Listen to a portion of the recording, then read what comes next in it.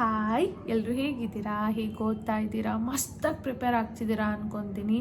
ಬೇಗ ಈ 90 ಡೇಸ್ ಚಾಲೆಂಜ್ನ ಮುಗಿಸ್ಬಿಟ್ಟು ಎಲ್ಲರೂ ಒಂದೊಂದು ಜಾಬ್ ತೊಗೊಳ್ಳೋ ಹಾಗಾಗಲಿ. ಇನ್ನೇನು ನೋಟಿಫಿಕೇಷನ್ ಬರೋ ಚಾನ್ಸಸ್ಗಳು ಹೈ ಚಾನ್ಸಸ್ ಇದೆ. ಯಾಕೆ ಅಂದರೆ ಆಲ್ರೆಡಿ ಈಗ ಆಗಿರೋ ಇಶ್ಯೂಗಳು, ಇದ್ರ ಮೇಲಾಗಿರೋ ಅಂತಹ ಏನೇ ಒಂದು ಡೆವಲಪ್ಮೆಂಟ್ಗಳನ್ನ ನೋಡಿದ್ರೆ ನೋಟಿಫಿಕೇಷನ್ ಬರೋ ಚಾನ್ಸಸ್ ಇದೆ. ಸೊ ಬೇಗ ಪ್ರಿಪೇರ್ ಆಗಿ ಹಿಂದೆ ಉಳ್ಕೊಬೇಡಿ. ತುಂಬ ಜನ ಮಾಡ್ತಿರೋ ಪ್ರಾಬ್ಲಮ್ಮೇ ಅದು. ಓಕೆ, ನೋಡೋಣ, ನೋಟಿಫಿಕೇಷನ್ ಬರಲಿ ಅಂತ ಬರುವಾಗ ಬರಲಿ, ನೀವು ಜಸ್ಟ್ ಪ್ರಿಪೇರ್ ಆಗಿ. ಸೊ ದ್ಯಾಟ್ ನಾವು ಮುಂದೆ ಇರ್ತೀವಿ. ಸೊ ದ್ಯಾಟ್ ಏನಂತಾರೆ, ಗೇಮಲ್ಲಿ ಮುಂದೆ ಇರೋದ್ರಿಂದ ಹೆಲ್ಪ್ಫುಲ್ ಆಗುತ್ತೆ. ಸೊ ಇವತ್ತು ವಿಡಿಯೋಗೆ ಹೋಗೋಣ. ವಿಡಿಯೋ ಈಸ್ ನಥಿಂಗ್ ಬಟ್ ಇವತ್ತೊಂದು ವಿಡಿಯೋ. ಏನು ವಿಡಿಯೋ ಅಂದರೆ how to read a book. ಅಂದರೆ ಒಂದು ಬುಕ್ಕನ್ನು ಹೇಗೆ ಓದಬೇಕು, ಕರೆಕ್ಟ್ ಅಲ್ವಾ? ಇವಾಗ ನಾವು ಯಾವುದೇ ಬುಕ್ ಓದ್ತೀವಿ, ಹಿಸ್ಟ್ರಿಗೆ ಒಂದು ಬುಕ್ ಓದ್ತೀವಿ, ಜಿಯೋಗ್ರಫಿಗೆ ಓದ್ತೀವಿ, ಅಥವಾ ಯಾವುದಾದ್ರೂ ಬುಕ್ ಓದ್ತಿದ್ದೀವಿ ಅಂದರೆ ನಾವು ಜಸ್ಟ್ ಕಾಂಪಿಟೇಟಿವ್ ಎಕ್ಸಾಮ್ಗೆ ಮಾತ್ರ ಫೋಕಸ್ ಮಾಡೋಣ. ನೀವೆಲ್ಲರೂ ಅದಕ್ಕೆ ಪ್ರಿಪೇರ್ ಆಗ್ತಿರೋರು, ಬೇರೆ ಬುಕ್ ಎಲ್ಲ ಬೇಡ. ಸೊ ಕಾಂಪಿಟೇಟಿವ್ ಎಕ್ಸಾಮ್ಗೆ ಪ್ರಿಪೇರ್ ಆಗ್ತಿದ್ದೀವಿ ಅಂದರೆ ನಾವು ಬುಕ್ಕನ್ನು ಹೇಗೆ ಓದಬೇಕು, ಕರೆಕ್ಟ್ ಅಲ್ವಾ? ಎಲ್ರಿಗೂ ಡೌಟ್ ಅದೇ. ಯಾಕೆಂದರೆ ನಮಗೆ ಪ್ರಾಪರ್ ಗೈಡೆನ್ಸ್ ಇರಲ್ಲ, ಹೇಳ್ಕೊಡೋರು ಇರಲ್ಲ, ಹೇಗೆ ಓದಬೇಕು ಅನ್ನೋ ಬುಕ್ ಕೂಡ ನಮಗೆ ಗೊತ್ತಿರಲ್ಲ, ಕರೆಕ್ಟ್ ಅಲ್ಲ? ಇವಾಗ ನಾವು ನಾರ್ಮಲ್ ಸ್ಟೋರಿ ಬುಕ್ ಥರ ಓದೋದಕ್ಕಾಗಲ್ಲ. ಯಾಕೆಂದರೆ ನಮಗೆ ಅದ್ರ ಮೇಲೆ ಎಕ್ಸಾಮ್ಸ್ ಇರುತ್ತೆ. ಯಾವ ಮೂಲೆಯಿಂದ ಬೇಕಿದ್ರೂ ನಮಗೆ ಕ್ವಶನ್ ಕೇಳ್ಬೋದು. ಸೊ ದ್ಯಾಟ್ ನಾವು ಹೇಗೆ ಓದಬೇಕು ಅನ್ನೋದು ವೆರಿ ಇಂಪಾರ್ಟೆಂಟ್ ಆಗುತ್ತೆ. ಹೇಗೆ ಓದಬೇಕು ಅನ್ನೋದನ್ನು ನಾವು ತಿಳ್ಕೊಂಡ್ರೆ ಆರಾಮ್ಸೆ ನಾವು ಎಕ್ಸಾಮಲ್ಲಿ ಈಸಿಯಾಗಿ ಆನ್ಸರ್ನ ಹುಡ್ಕೋದಕ್ಕೆ ಅಥವಾ ಕಂಡುಹಿಡಿಯೋದಕ್ಕೆ ಹೆಲ್ಪ್ಫುಲ್ ಆಗುತ್ತೆ. ಸೊ ಹೇಗೆ ಓದೋದು ಅಂತ ನೋಡೋಣ.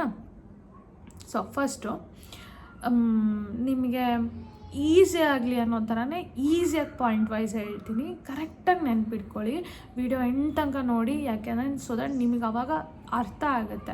ಫಸ್ಟ್ ಟೈಮ್ ಯಾರಾದರೂ ಎಕ್ಸಾಮ್ಗೆ ಪ್ರಿಪೇರ್ ಆಗ್ತಿದ್ದೀರಾ, ಇಲ್ಲ ನಾನು ಫಸ್ಟ್ ಟೈಮ್ ಕಾಂಪಿಟೇಟಿವ್ ಎಕ್ಸಾಮ್ಸ್ ಬುಕ್ಗಳನ್ನ ಓದ್ತಿದ್ದೀನಿ, ಇಲ್ಲ ನಾನು ಓದ್ತಿದ್ರೂ ಕೂಡ ನನಗೆ ಯಾವುದು ತಲೆಯಲ್ಲಿ ಉಳಿತಿಲ್ಲ, ಹೇಗೆ ತಪ್ಪಾಗಿ ಓದಿದ್ದೀನ ಸರಿಯಾಗಿ ಓದಿದ್ದೀನ ಗೊತ್ತಾಗ್ತಾಯಿಲ್ಲ ಅಂಥವ್ರಿಗೆಲ್ಲ ಈ ವಿಡಿಯೋ ಹೆಲ್ಪ್ಫುಲ್ ಆಗುತ್ತೆ. ಸೊ ವಿಡಿಯೋಗೆ ಹೋಗೋಣ. ಫಸ್ಟ್ ಪಾಯಿಂಟ್, ನೀವು ಫಸ್ಟು ಸಿಲೆಬಸ್ ಮತ್ತು ಎಕ್ಸಾಮ್ ಪ್ಯಾಟ್ರನ್ ಇದೆ ಅಲ್ವಾ, ಅದನ್ನು ಅಂಡರ್ಸ್ಟ್ಯಾಂಡ್ ಮಾಡ್ಕೊಬೇಕು. ನೀವು ಎನಿ ಎಕ್ಸಾಮ್, ಓಕೆನಾ? ಸೊ ಇವಾಗ ನೀವು ನನ್ನ ಚಾನಲಲ್ಲಿ ಯಾವ ಎಕ್ಸಾಮಿಗೆ ಬೇಕಿದ್ರೂ ಪ್ರಿಪೇರ್ ಆಗ್ತೀರಿ. ಒಂದು ಕಡೆ SSCಗೆ ಪ್ರಿಪೇರ್ ಆಗ್ತೀರಿ, ಇಲ್ಲ VAO. ನಾರ್ಮಲಿ ನನ್ನ ಚಾನಲ್ ಸಬ್ಸ್ಕ್ರೈಬರ್ಸ್ ಎಲ್ಲ VAOಗೆ ಜಾಸ್ತಿ ಫೋಕಸ್ ಮಾಡ್ತಿರೋರು. ಓಕೆ, VAOಗೆ ಪ್ರಿಪೇರ್ ಆಗ್ತಿದ್ದೀರಾ, ಇಲ್ಲ SDAಗ, ಇಲ್ಲ FDAಗ, ಇಲ್ಲ ಎನಿ ಅದರ್ ಗ್ರೂಪ್ಸಿಗ, ಇಲ್ಲ ಅಂದರೆ ನಾನು ಯಾವುದಾದ್ರೂ ಸೆಂಟ್ರಲ್ ಎಕ್ಸಾಮ್ಸ್ಗಳು, ಫಾರ್ ಎಕ್ಸಾಂಪಲ್ ರೈಲ್ವೆಗೆ ಪ್ರಿಪೇರ್ ಆಗ್ತಿದ್ದೀನಾ, ನೀವು ಯಾವ ಎಕ್ಸಾಮಿಗೆ ಬೇಕಿದ್ರೂ ಪ್ರಿಪೇರ್ ಆಗಿ. ಇಲ್ಲ ನಾನು AE JE ಈ ಥರ ADLR ಈ ಥರ ಲ್ಯಾಂಡ್ ಸರ್ವೇಯರ್ ಈ ಥರ ಜಾಬಿಗೆ ಪ್ರಿಪೇರ್ ಆಗ್ತಿದ್ದೀರಾ, ಈ ಗ್ರೂಪಲ್ಲಿ ನೀವು ಯಾವುದಕ್ಕಾದರೂ ಪ್ರಿಪೇರ್ ಆಗ್ತೀರಿ.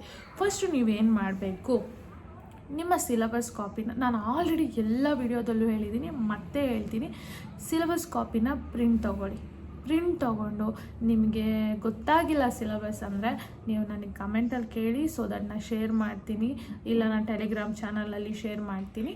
ಸೊ ಓಕೆನಾ? ಫಸ್ಟು ಸಿಲೆಬಸ್ ಕಾಪಿನ ನೀವು ಪ್ರಿಂಟೌಟ್ ತಗೊಳ್ಳಿ. ಅದಾದಮೇಲೆ ಏನು ಮಾಡಿ, ಒಂದು 5 ಇಯರ್ಸ್ದೋ ಇಲ್ಲ 3 ಇಯರ್ಸ್ದೋ ಕ್ವಶನ್ ಪೇಪರ್ನ ತೊಗೊಳ್ಳಿ. ಈಗ ನಾರ್ಮಲಿ SDA FDA ಈ ಪೇಪರ್ಗಳು ಎಲ್ಲ ಪೇಪರ್ಗಳು ಆಲ್ಮೋಸ್ಟ್ ಒಂದು ಪ್ಯಾಟ್ರನ್ ಇರುತ್ತೆ, ಓಕೆನಾ? ಅಂದರೆ ಒಂದು 3 ಇಯರ್ಸ್ದು ನೀವು ಪ್ಯಾಟ್ರನ್ ನೋಡಬೇಕಾಗತ್ತೆ, ಓಕೆನಾ? ಯಾಕೆಂದರೆ FDA VA SDA ಸ್ವಲ್ಪ ಈಸಿ ಇರುತ್ತೆ, FDA ಸ್ವಲ್ಪ ಕಷ್ಟ ಇರುತ್ತೆ. ಕ್ವಶನ್ ಬಿಟ್ಟರೆ ಪ್ಯಾಟ್ರನ್ ಸೇಮ್ ಇರುತ್ತೆ, ಕ್ವಶನ್ಸ್ಗಳೆಲ್ಲ ಸೇಮ್ ಇರುತ್ತೆ.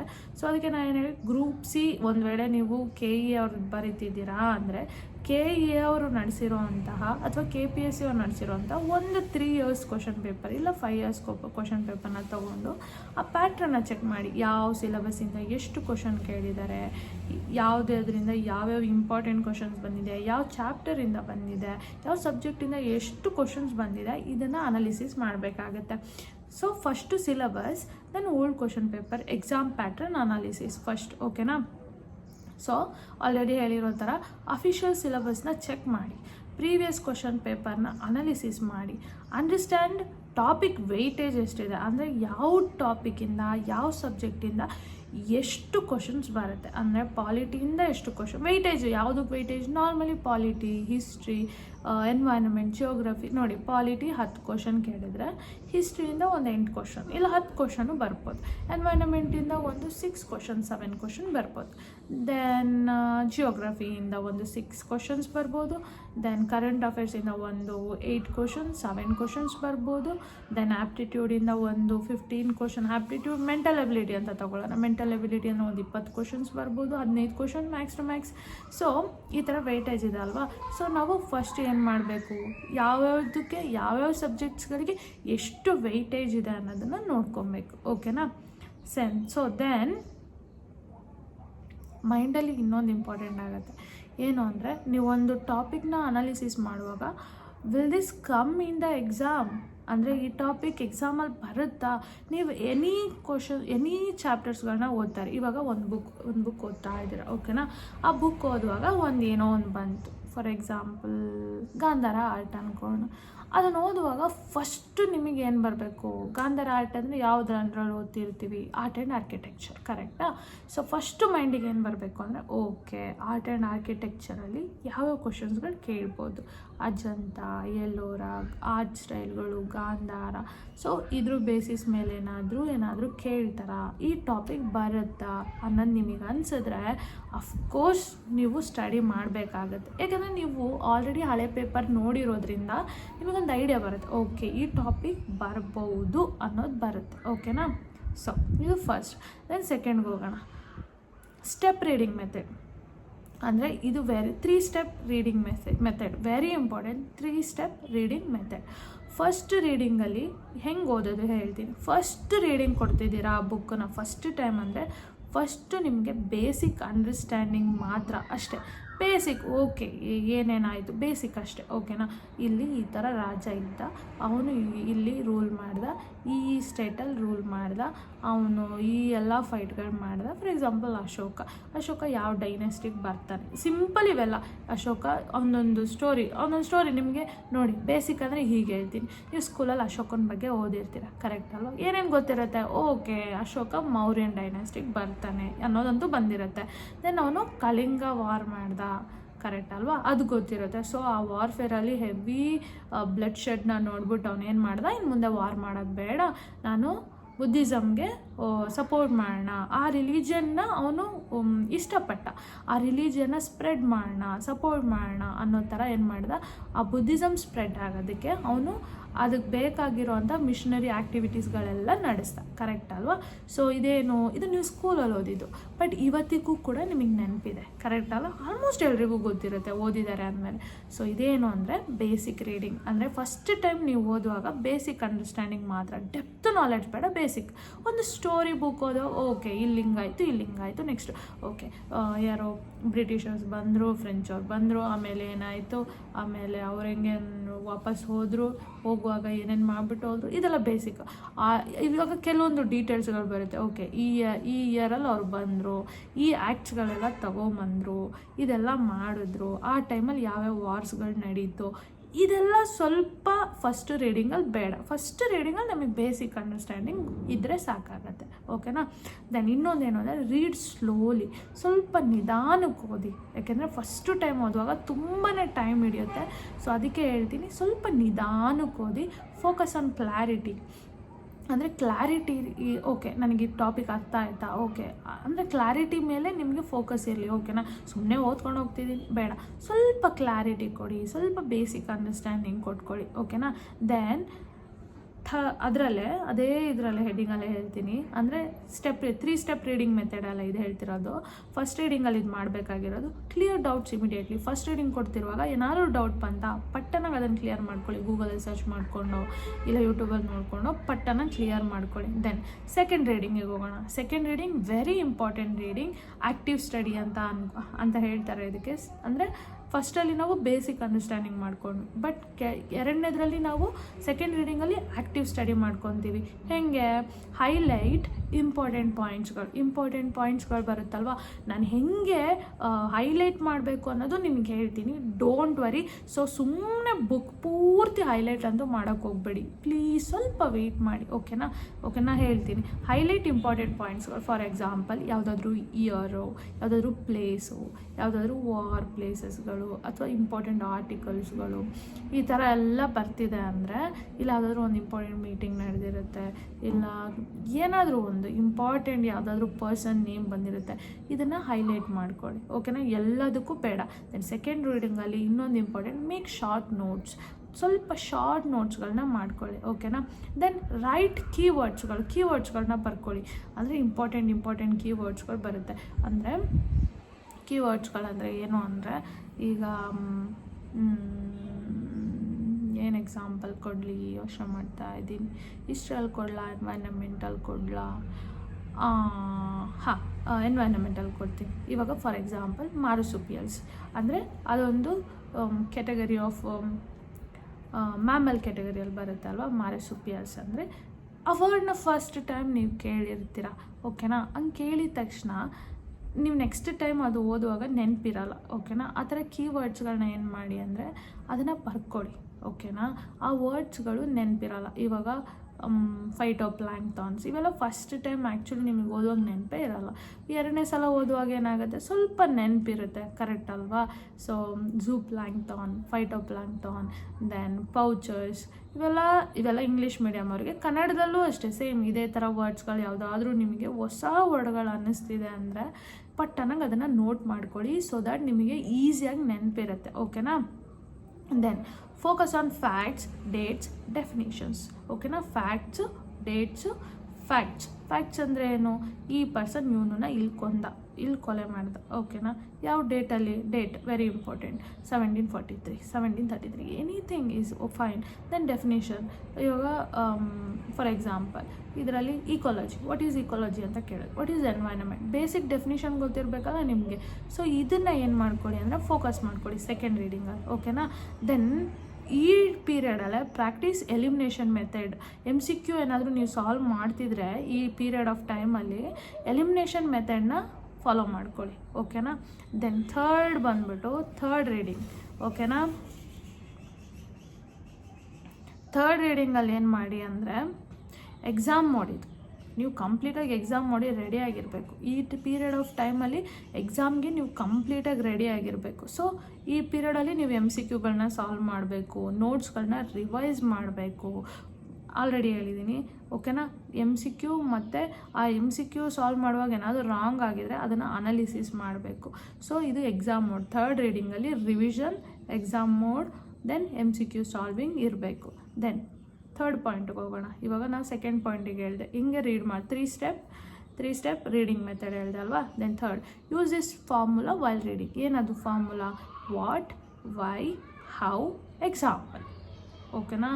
What, why, how, example. ನೀವು ಎನಿ ಟಾಪಿಕ್ ಓದ್ತಾ ಇರಿ, ಬಟ್ ನಿಮಗೆ ಫಸ್ಟು ಗೊತ್ತಾಗಬೇಕು why. For example definition, what ಅಂದರೆ ಡೆಫಿನೇಷನ್. ದೆನ್ ವೈ, ಇಂಪಾರ್ಟೆನ್ಸ್, ಯಾಕೆ ಬೇಕಿದು? ಒಂದು ಆರ್ಟಿಕಲ್. ಫಸ್ಟ್ ಆರ್ಟಿಕಲ್ ಏನು ಹೇಳುತ್ತೆ? ವಾಟ್. ಕರೆಕ್ಟ್ ಅಲ್ವಾ? ದೆನ್ ವೈ, ಯಾಕೆ ಈ ಆರ್ಟಿಕಲ್ ಬಂತು ಗೊತ್ತಿರಬೇಕಲ್ವಾ. ಸ್ವಲ್ಪ ಲೈಟ್ ಕಮ್ಮಿ ಆಯಿತು, ಕತ್ಲಾಗ್ತಿದೆ. ದೆನ್ ಹೌ ಅಂದರೆ ಏನು? ಓಕೆ, ಯಾವಾಗ ಹೇಗೆ ತೊಗೊಂಬಂದರು, ಈ ಆರ್ಟಿಕಲ್ ತೊಗೊಂಬರುವಾಗ ಏನೇನು ನಡೀತು, ಏನೇನು ಆ ಪ್ರೆಸೆಂಟ್ ಸಿಚುವೇಶನ್ ಇತ್ತು. How. Then example very important, very very very very very very important. ನೀವು ಎಕ್ಸಾಂಪಲ್ ಕೊಟ್ರೇ ನಿಮ್ಮ ಮೈಂಡಲ್ಲಿ ನೆನಪಿರೋದು. ಪ್ರತಿಯೊಂದಕ್ಕೂ ಎಕ್ಸಾಂಪಲ್ ಕೊಟ್ಕೊಳ್ಳಿ. ಓ ಹಿಂಗಾಯಿತು ಮೇ ಬಿ ಈ ಎಕ್ಸಾಂಪಲ್ ಕೊಟ್ಕೊಳ್ಳೋಣ. ಸೊ ಎಕ್ಸಾಂಪಲ್ ಕೊಟ್ಟರೆ ಏನಾಗುತ್ತೆ, ಏನು ಮಾಡ್ತಿದ್ದೆ ಗೊತ್ತಾ, ಎನ್ವೈರನ್ಮೆಂಟ್ ಓದುವಾಗ ಕೆಲವೊಂದು ಎಂಡೇಂಜರ್ ಸ್ಪೀಸೀಸ್ಗಳೆಲ್ಲ ಬರೋದು. ಆ್ಯಕ್ಚುಲಿ ನನಗದು ಯಾವುದೂ ಗೊತ್ತೇ ಇರ್ತಿಲ್ಲ, ನಿಮಗೂ ಗೊತ್ತಿರಲ್ಲ. ಸೊ ಅವಾಗ ನಾನು ಏನು ಮಾಡ್ತಿದ್ದೆ, ಡೈರೆಕ್ಟಾಗಿ ನಾನು ಹೋಗ್ತಿದ್ದೆ, ಫೋನಾಗೆ ಹೋಗ್ಬಿಟ್ಟು ಆ ಆನಿಮಲ್ಸ್ನ ಸರ್ಚ್ ಮಾಡ್ತಿದ್ದೆ. ಯಾವಾಗಲೂ ಅಷ್ಟೇ ವಿಜುವಲ್ ರೆಪ್ರೆಸೆಂಟೇಷನ್ ಬೇಗ ಮೈಂಡಲ್ಲಿ ನೆನಪಿರುತ್ತೆ. ನೀವು ಓದೋದಕ್ಕಿಂತ ನೋಡ್ತೀರಾ ಗೊತ್ತಾ, ಸೊ ಅದು ಮೈಂಡಲ್ಲಿ ನೆನಪಿರುತ್ತೆ. ಸೊ ಅದನ್ನು ನೆನಪಿಟ್ಕೊಳ್ಳಿ. Then 4th one 45-10 rule, very important. 45-10 rule. Study 45 minutes, ಅಂದರೆ 45 minutes ಸ್ಟಡಿ ಮಾಡಿ 10 minutes ಬ್ರೇಕ್ ಕೊಡಿ.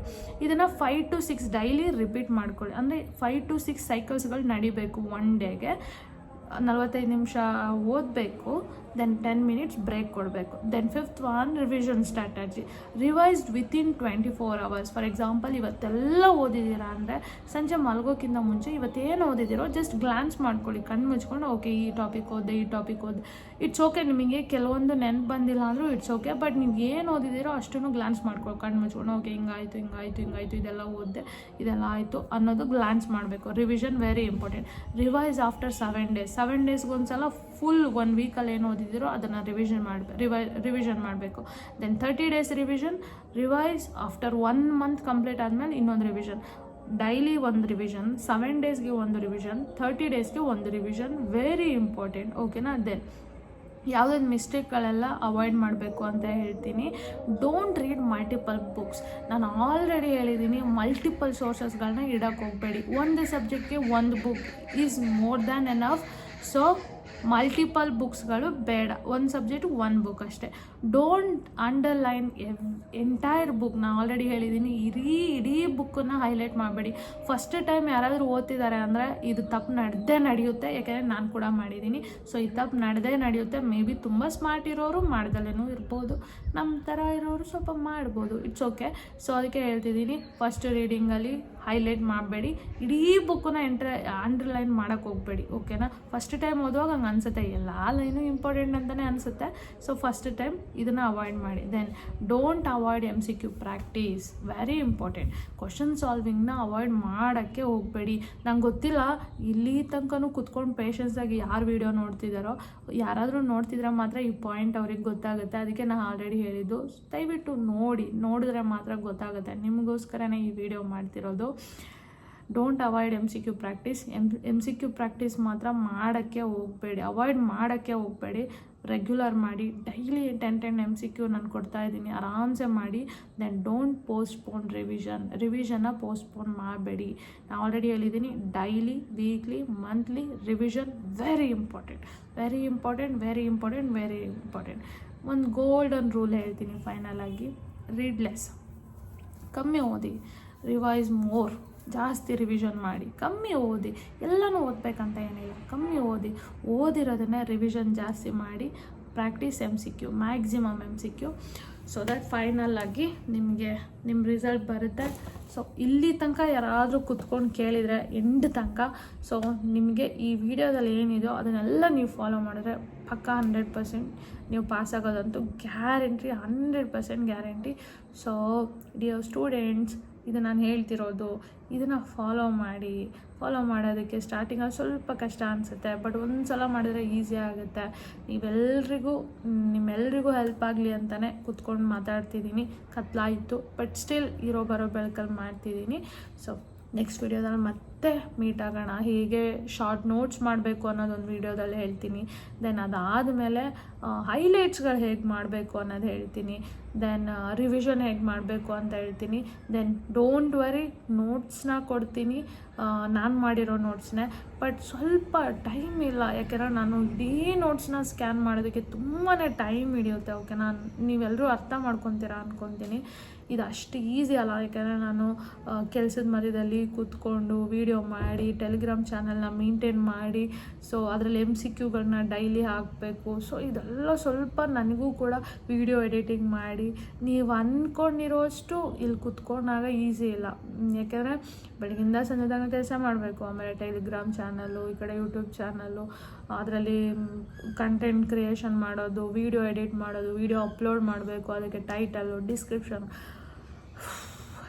ತುಂಬ ಸ್ಟ್ರೆಸ್ ಇದೆ. ಬಟ್ ಸ್ಟಿಲ್ ನಾನು ಪ್ರೊವೈಡ್ ಮಾಡ್ತೀನಿ. ನಾನು ಅಂದ್ಕೊಂಡಿದ್ದೀನಿ ಕಂಪ್ಲೀಟ್. ಆ್ಯಕ್ಚುಲಿ ಇದು ನನಗೆ ಪ್ಲ್ಯಾನ್ ಇರೋದು ನೆಕ್ಸ್ಟ್ ಇನ್ನೊಂದು ಸ್ವಲ್ಪ ದಿನದಲ್ಲೇ ಬರುತ್ತೆ, ಡೋಂಟ್ ವರಿ.